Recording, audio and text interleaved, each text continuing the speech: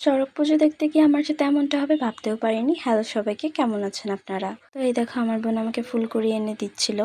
আর এটা হলো ভোলানাথ, এখানেই চড়ক পূজা আর কি করা হয়। আর এটা হলো নাটোরের মধ্যে সব থেকে বড় গণেশ ঠাকুর। এই তো তারপরে আমরা চলে আসি মেলাতে। দেখো কত মানুষ, এই ভিড়ের মধ্যে আমরা চলে এসেছি। আর এখানে না হাওয়াই মিঠাই বানানো হচ্ছিল, আমার দেখতে অনেক বেশি ভালো লাগছিল, তাই ভিডিও করে নিয়েছি। আর এত গরম ছিল আর এত মানুষ, কিভাবে সামনে যাব এটাই ভাবছিলাম। তারপরে এই তো আমি আমাকে একটু ভিডিও করছিলাম। আর এই দেখো চড়ক ঘোরা শুরু হয়ে গিয়েছে, কিন্তু না আমি দূর থেকে অত ভালো মতো ভিডিও করতে পারিনি। যতটুকু পেরেছিলাম ভিডিও করার চেষ্টা করেছি। এরপর চলে যাই একবারে কাছে, এবার আমি ভালো মতো দেখতে পেয়েছিলাম।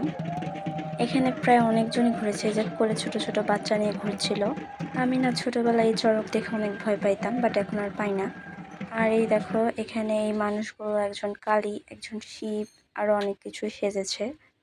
তারপরে এই তো এই মানুষটাই সব থেকে বেশিক্ষণ ধরে চড়কে ঘুরেছিল, প্রায় 8 মিনিটের মতো হবে। তারপর এখানে চড়ক ঘোরানো শেষ, তো এরা নাচতে নাচতে যাচ্ছিল আর কি।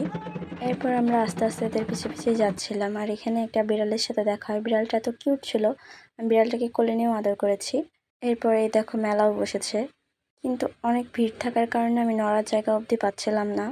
এরপর আমরা অনেক কষ্টে আস্তে আস্তে এখান থেকে বের হই। তো আজকের ভিডিওটা অবধি, সবাইকে জানাই টাটা।